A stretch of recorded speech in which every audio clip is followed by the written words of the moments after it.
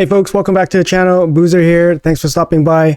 In today's video, I want to talk about the 10 most overrated champions or legendaries, actually, in particular, in this video. So I want to preface by saying that this is my personal opinion, and this is just basically how I feel about the champion. Obviously, champions can be good in many different situations. You can, obviously find some really specific or peculiar ways of using certain champions. So even though some champions might be bad or overrated or whatever, it doesn't mean they're necessarily always bad, and you can always find some use for it. And obviously, pulling a champion, it depends on the progress of your account, of course. So a champion that might be not useful for somebody might be really useful for somebody else, depending on when they pulled it.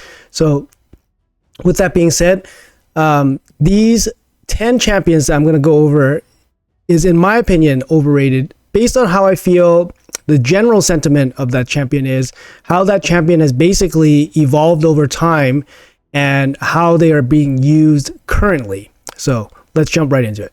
All right, so first of all, let's jump into this. Let's go into the dwarves category, and you got my boy here, Underpriest Brogy. So Underpriest Brogy used to be a old fusion back in the day, maybe 2021. He was regarded as one of the hardest fusions of all time up until the point for him. He had a peculiar long train, like a 5-day training event, among other things. He was also a hybrid fusion, so you needed to collect pieces to make epics and then fuse them together to make himself. He was particularly difficult, or at least tricky, to get him. When he first came into the game, his passive was incredibly strong, especially for dealing Hydra damage. Back then, we didn't have too many unkillable teams, so having killable teams was still very reasonable, so he was a big part of having killable teams. However, nowadays, we have more unkillable options, which means we have less killable teams.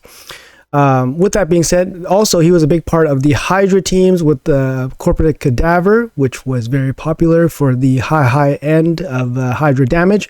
That was nerfed, maybe half a year ago. So his value definitely dropped. He's still a very good champion in terms of just carrying you. He has the shield.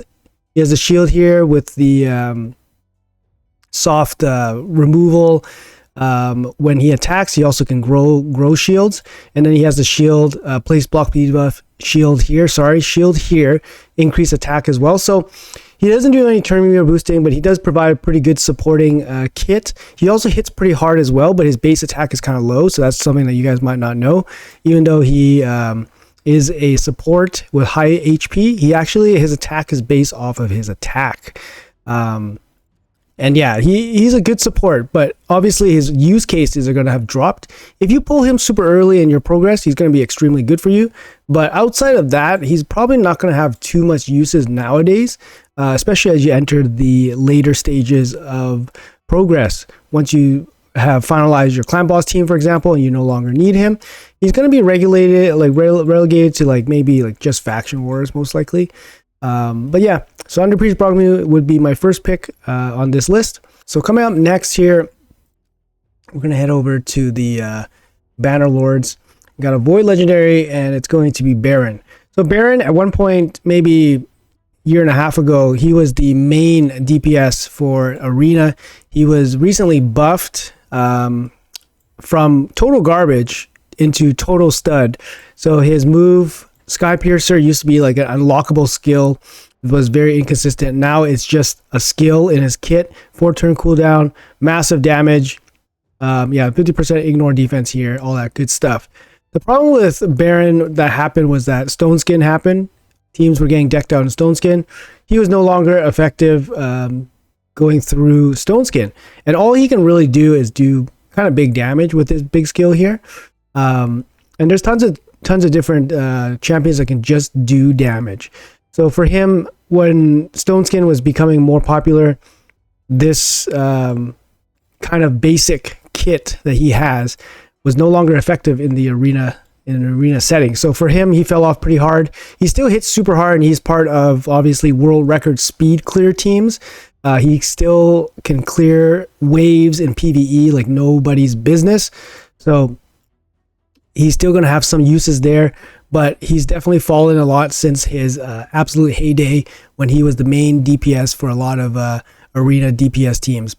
So he's going to be my next pick here for this list. All right, coming on out, so we're going to go to the Undead Hordes, and it's going to be Bad El Kazar. Bad El Kazar is a very old champion. At the time when he was reigning supreme, he had this 3-turn remove debuff from all allies, 2 continuous heals, and then 2 poisons. This is actually still a decent move. A 3-turn cooldown on a cleanse and then some positive attributes are very good.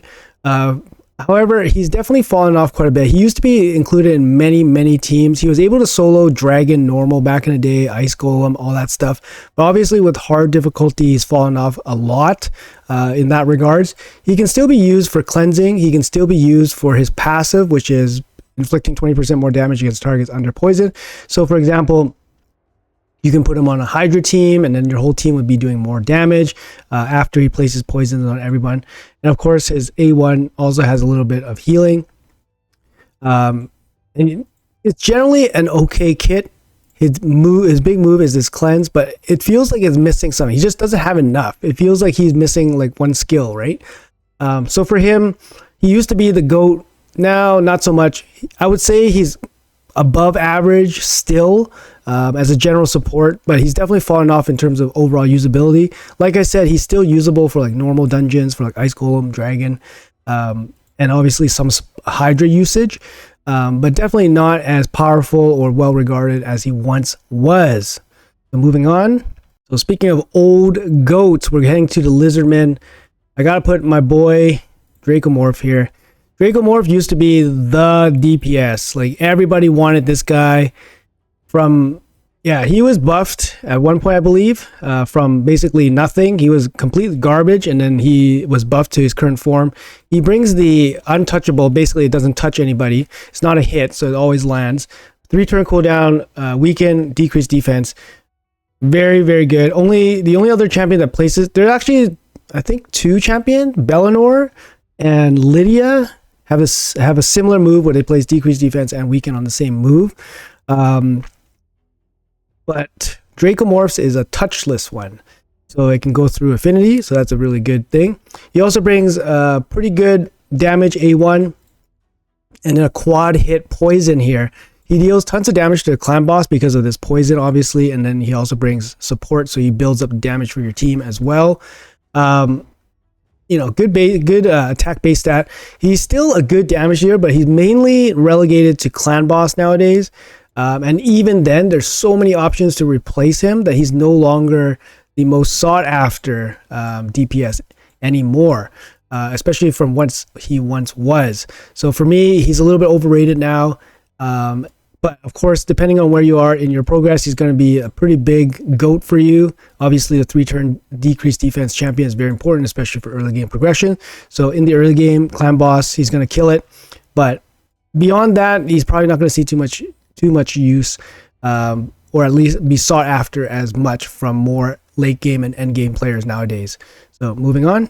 All right, up next we got the Sacred Order here, another Void Legendary. I'm going to go after Sir Nick here. So Sir Nick was regarded as the hardest hitting HP based champion for a long time in this game, because HP based defense, AP based attack damage dealers did not get a lot of love from Plarium. He has an A1, places a freeze. He has a big shield on a 3-turn cooldown AoE hit, and then he has this, still pretty cool 4-turn unkillable buff. So he can be part of clan boss teams. He can obviously support you with some shields and some damage and his A1 freeze ability. HP in all battles. He has good HP, good base stats. The thing is, he was regarded quite highly for his kit and the amount of damage that he does. But honestly, the amount of damage that he does, especially now, has been totally power crept. There's better HP based damage dealers nowadays. He's still a Void Legendary, and I feel his kit definitely has fallen off from what a Void Legendary can do. There's also more block damage champions that aren't Void Legendaries, so his uniqueness of his his unkillable or block damage ability is not as unique anymore. So for him, he's definitely fallen off quite a bit. I don't know if I would be happy to pull him. I mean, he maybe speeds up my faction wars a little bit, but just because of his AoE slam here. But honestly, like his ability here, it may help out some early or mid game players like jump into Ultra Nightmare to start building a team. Maybe that's an option. But to me, he's definitely fallen off quite a bit, and he definitely feels overrated at this point. All right, so after that, we're going to the Dark Elves here. We are looking at Astrolith. So Astrolith gets a lot of love because she has an irresistible bomb debuff. So this is the only champion with the irresistible bomb debuff that I know of. She also brings a nice speed aura for a DPS champion. And basically her use case is that she's incredibly strong in the arena, to the point where people build teams specifically around her so that she can utilize the bombs that she places, and then you bring her along with some kind of debuff spread champion, and you spread the bombs and you blow up the whole team. This became very popular with the emergence of Stoneskin. However, this champion I feel is very overrated for the majority of players that are progressing through the game. So early game, mid game, late game, and only in the real end game that you can basically build a specific champion like her in a specific team to maximize the power of this ability. Otherwise, she's a Vault Guardian, to be honest, at least in my opinion. And unless you have the resources or tackling the content that requires her to use this ability in a team that maximizes the power of this ability, I don't think she's going to help your account that much. So you might run into, some guides or videos that show she is absolutely busted. She is busted, and it looks stupidly easy when she is in the good team, good setup, and in the right conditions. But otherwise, I think for a regular, normal progressing player, she has very limited use. So just going to put that out there, but let's move on. All right, coming back out here, we're going to go into the demon spawn, and I'm going to be picking on Mr. Hefra here. So Hefra, when he first came out, there's a little bit of buzz around him as being one of the strongest attack-based nukers in the game. I don't remember exactly if Stoneskin was out at that time, but basically with Stoneskin, it basically killed off this guy's super effectiveness. He can still catch some people off guard if you're not ready for him. Also, the introduction of Harima gives a relatively easy counter against Hefrak as well. He hits super hard, and he has a passive that basically activates his big slam when a member of your team dies. And he gets an extra hit if he chops off 50% of your HP after the first hit. He has a little bit of built-in ignore defense on it as well. He does hit super hard, and he does wipe out teams if they're not ready for him. But I feel like that strategy is a little bit overestimated. I think it's not as prevalent, and it's kind of easy to deal with bigger shields, for example, so you don't get the 50% cut on the HP.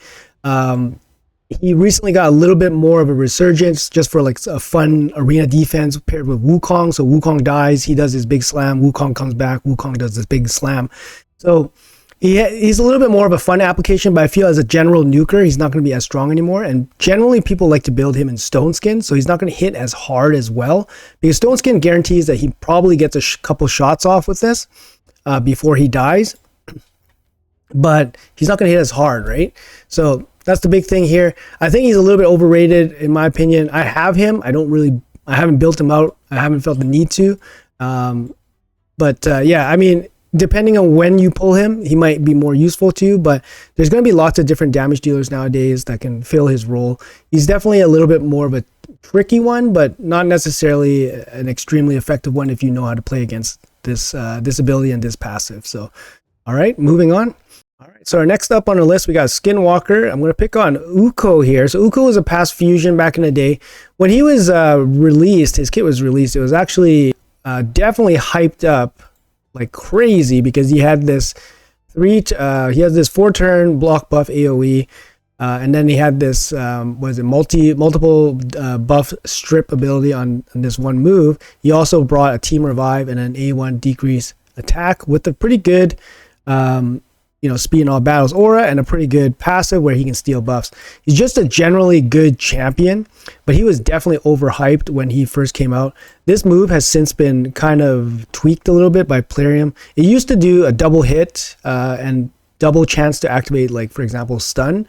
Now it's been changed to a single hit. It makes sense. I think there's a little bit inconsistency in the way that they were coding that set, but now it's only a single hit, single activation. This move is actually still pretty good. A 4-turn full team revive with the block damage. It's actually still pretty good. You can use it with just for the increased speed as well. The A1 is very reasonable. He's still a reasonable champion, but I feel like he's definitely overhyped for a long time. You saw him a lot in Arena as well, especially in the beginning, in a stun set, very fast. His passive could steal things like Stone Skin, shield buffs, all that good stuff. Makes him really, really annoying to deal with, especially if he's in a counterattack set with Stone Skin accessories, or in a stun set, for example. You can definitely do a lot of disruptive stuff with his A1 AoE as well as his A2 AoE. So overall, I feel like he's definitely not as good as he was probably once was, when obviously stun set and stuff was still a little bit more used in like higher level plat or arena.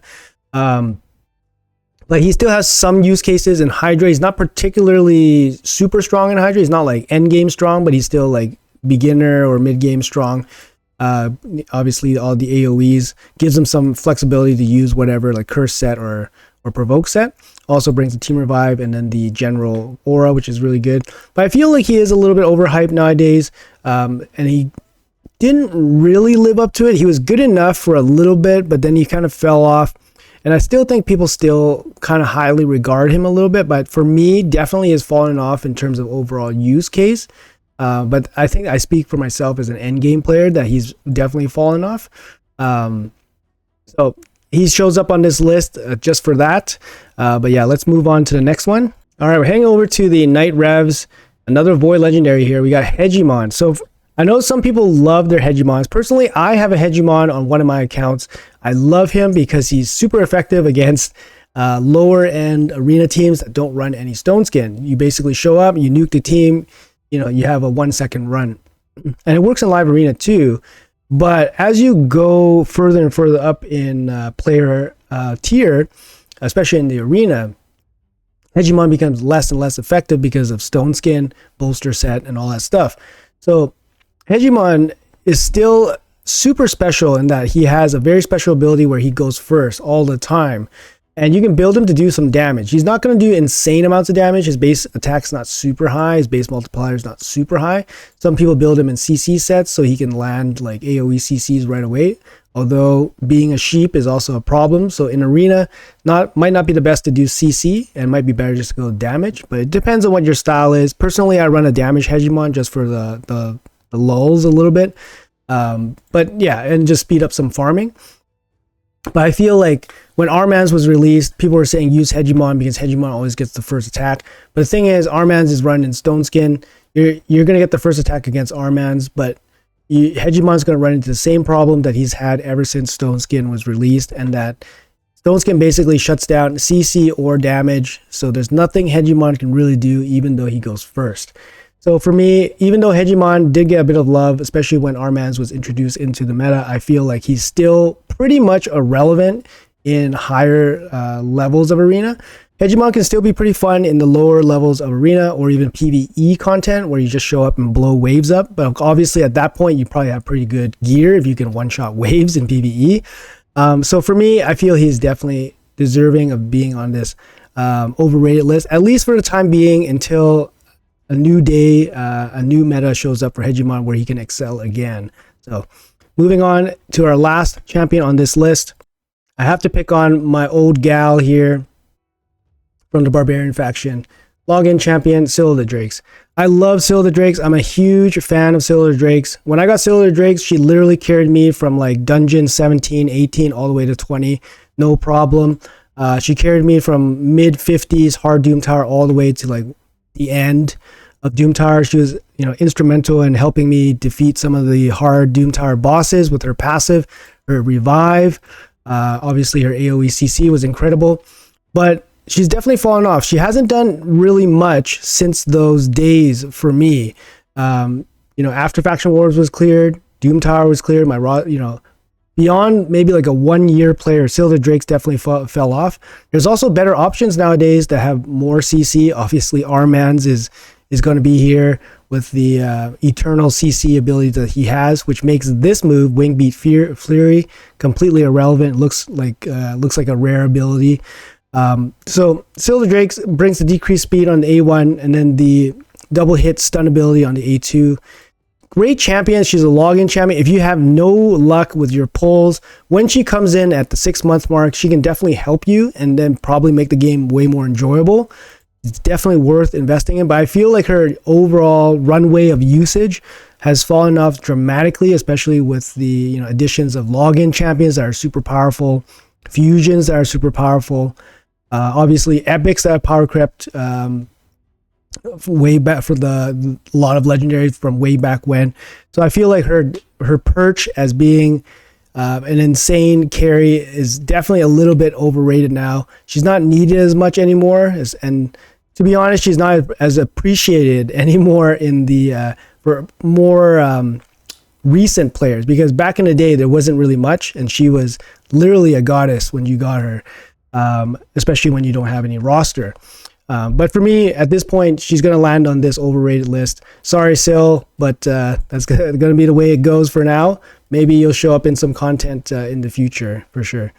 All right, guys, I'm going to wrap it up. That's going to be it for the top 10 or 10 list of overrated champions that I have from this game. It's going to be legendaries only, so no epics and stuff. But let me know in the comments below what you guys think about the list. Do you guys have any legendary champions that you guys think are absolutely overrated, or any from your experiences that feel overrated, or maybe you guys heard something from your peers and you feel is overrated as well? There's definitely going to be obviously some good discussion about this. I feel like it's easy to say when champions are underrated, and then that promotes positive discussion. But when you say champions are overrated, and then people have invested books and made them 60 in gear and whatnot, it might be, might leave a sour taste in your mouth if you want to talk about it.